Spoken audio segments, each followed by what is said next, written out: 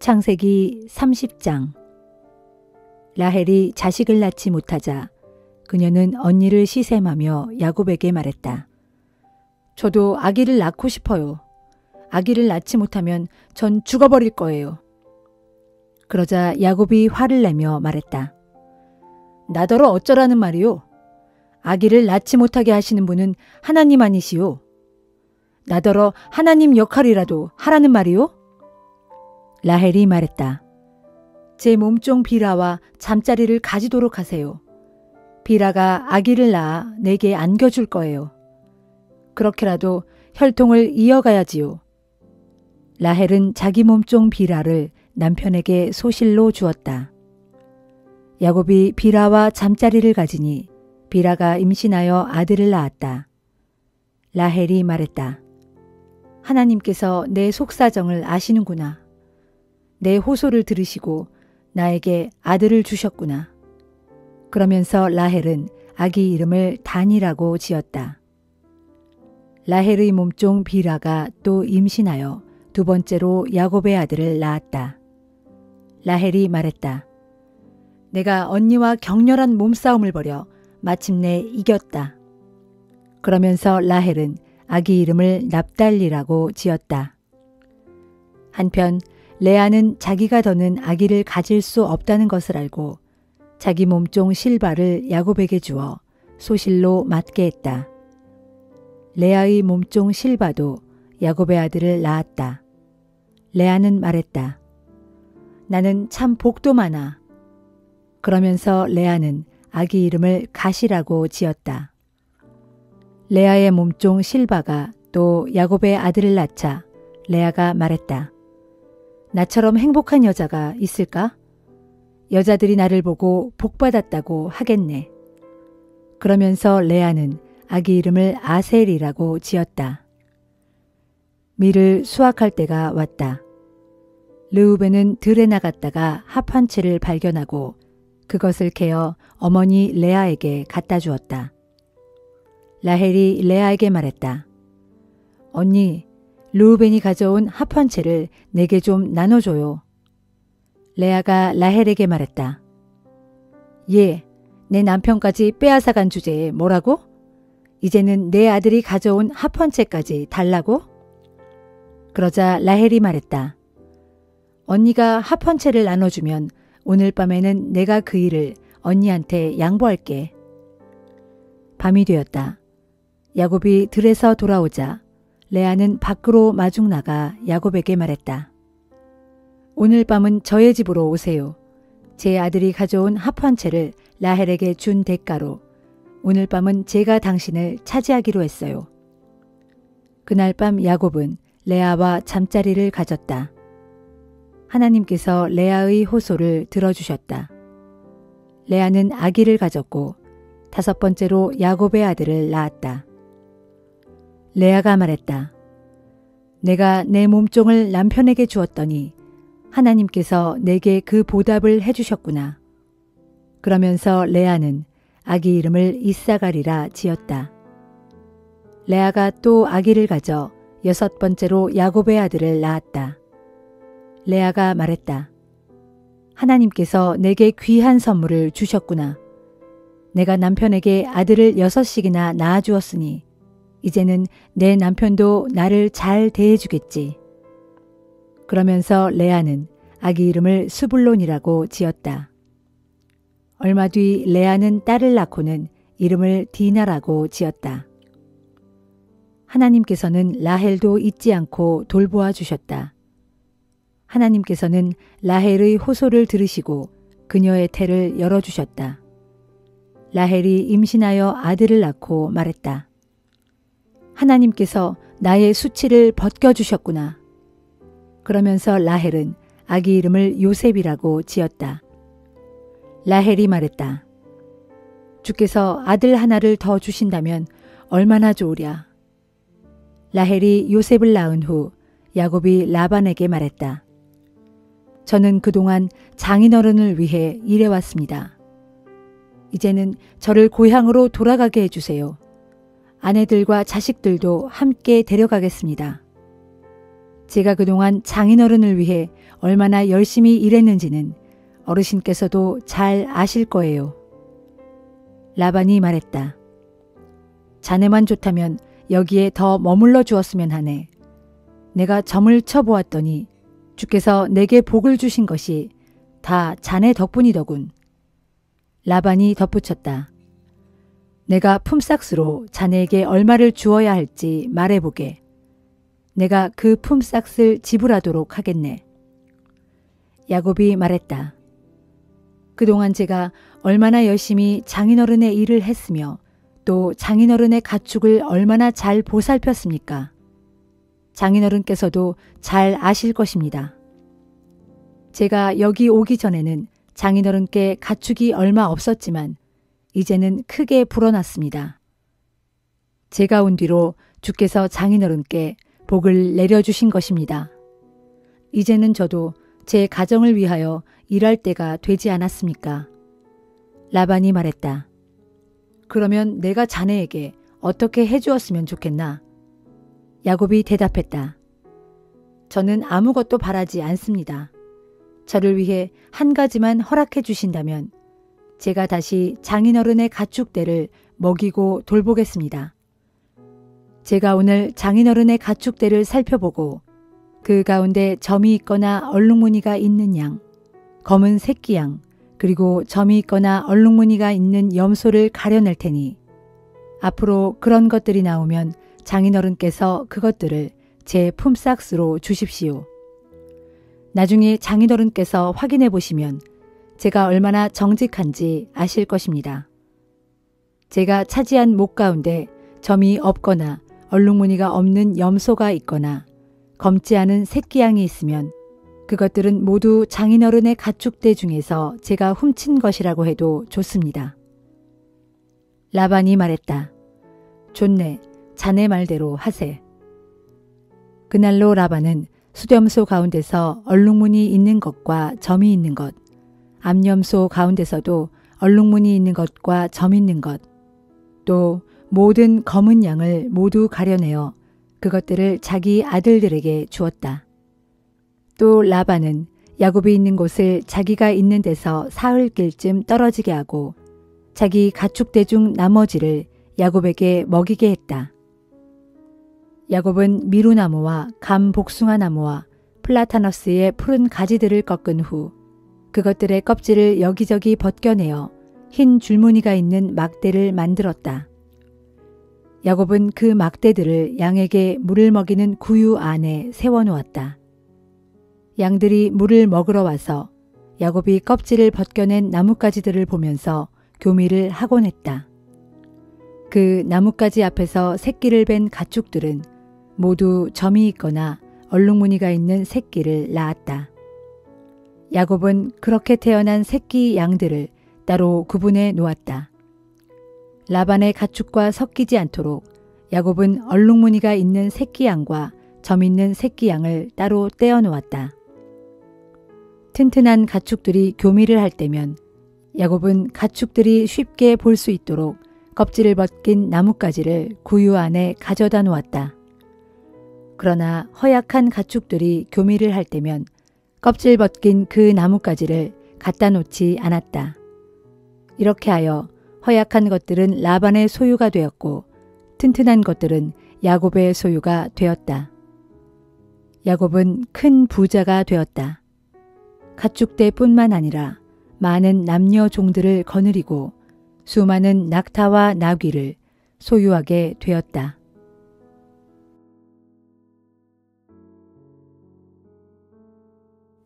마가복음 1장. 하나님의 아들 예수 그리스도에 관한 복음의 시작은 이러하다. 예언자 이사야의 글에 보라, 내가 너보다 먼저 내 심부름꾼을 보내어 너의 길을 준비하도록 하겠다 라는 말씀이 있고, 또 광야에서 외치는 자의 목소리가 있으니 너희는 주의 길을 닫고 그의 길을 곧게 하라 하고 기록되어 있는 것과 같이 세례자 요한이 광야에 나타나 선포했다. 회개하고 세례를 받아라.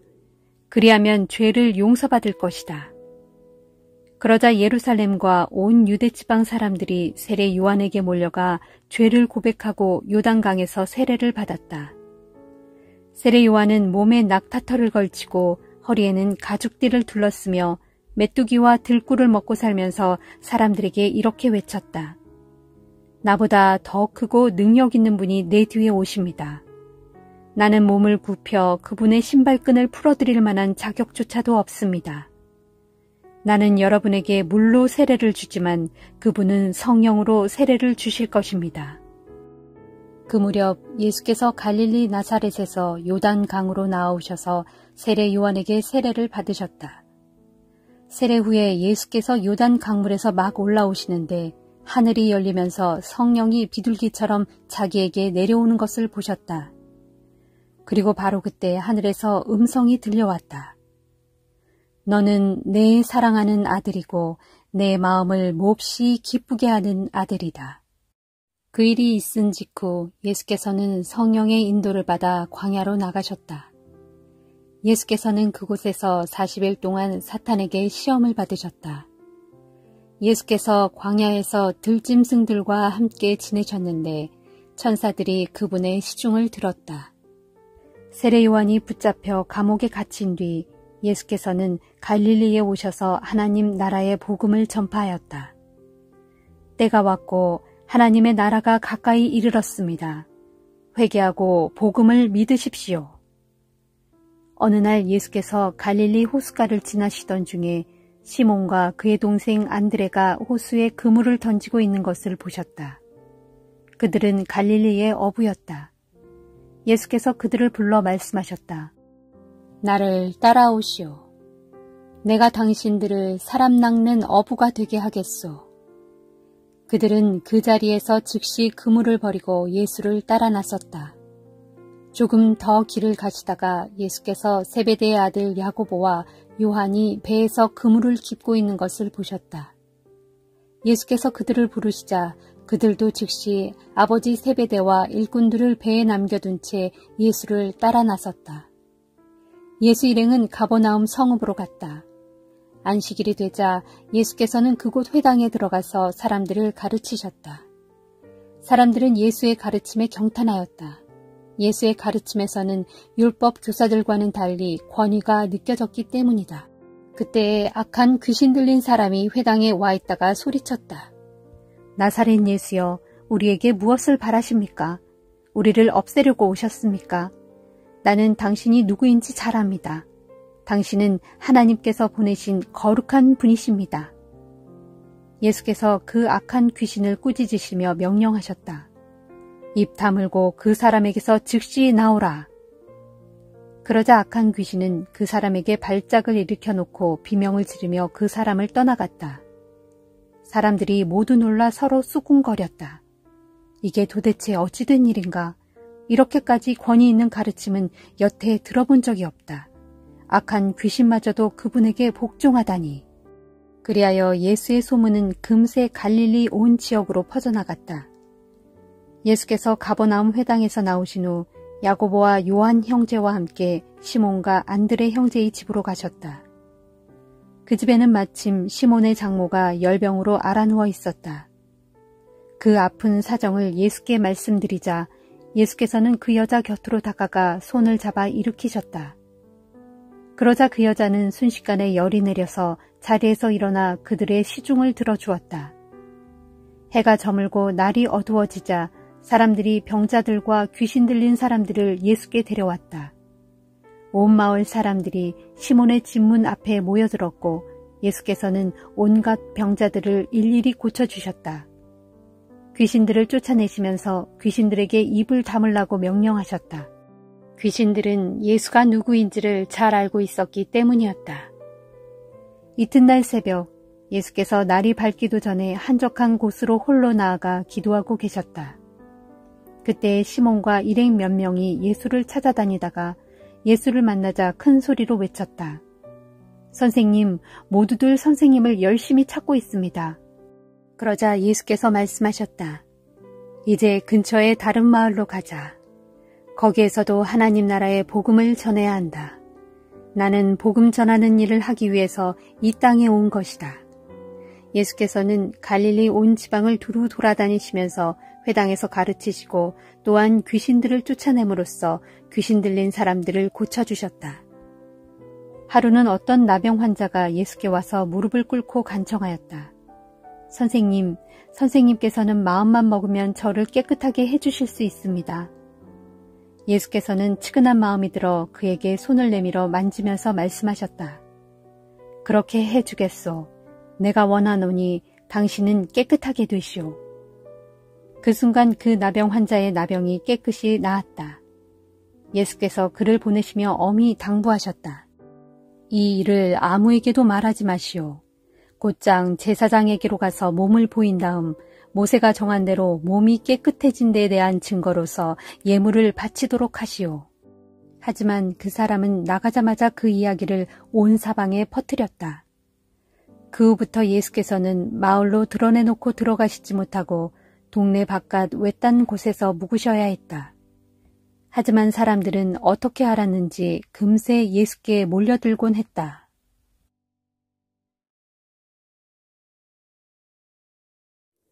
에스더 6장. 그날 밤 아하수에로 왕은 도무지 잠을 이룰 수 없었다. 그래서 왕은 자신의 통치를 기록해 놓은 궁중실록을 가져와 자기 앞에서 읽게 했다. 그런데 궁중실록을 읽어가던 중 대궐문을 지키던 왕의 두넷이 빅다나와 데레스가 아하수에로 왕을 암살하려고 음모를 꾸민 일을 모르드게가 알고서 그 사실을 고발했다는 내용에 이르렀다. 그때 왕이 신하들에게 물었다. 그 공로로 인해 모르드게에게 무슨 상금이나 관직을 내려주었느냐? 신하들이 대답했다. 그에게 아무런 상도 내린 일이 없습니다. 왕이 다시 물었다. 누가 궁궐들에 있느냐? 바로 그 순간 하만이 궁궐의 바깥들에 막 들어서고 있었다.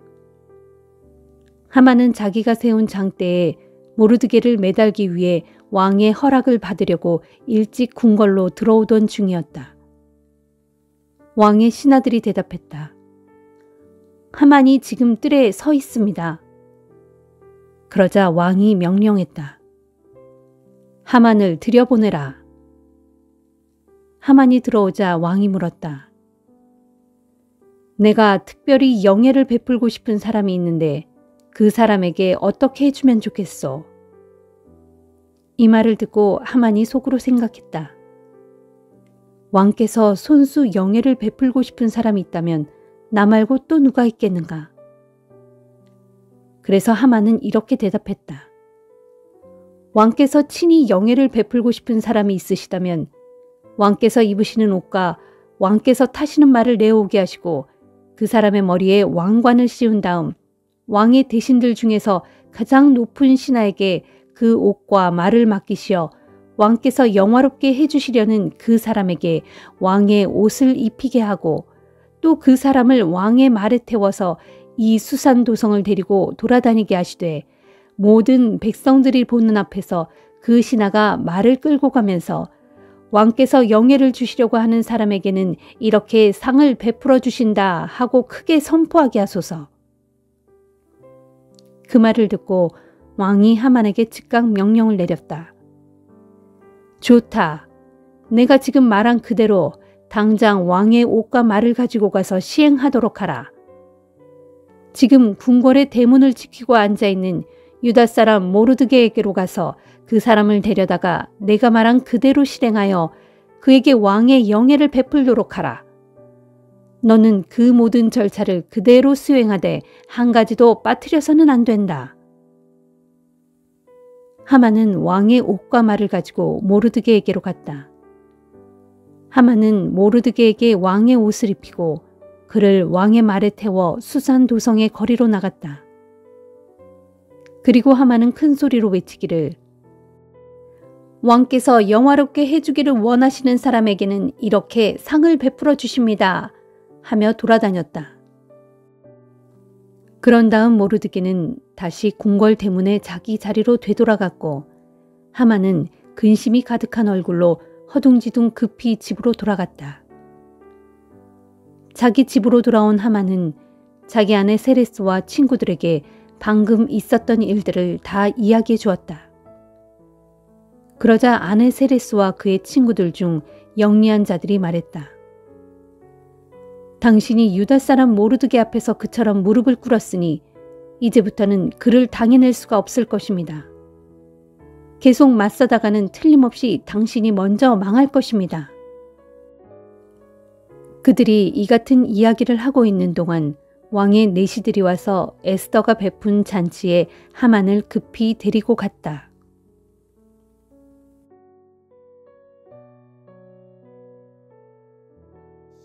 로마서 1장.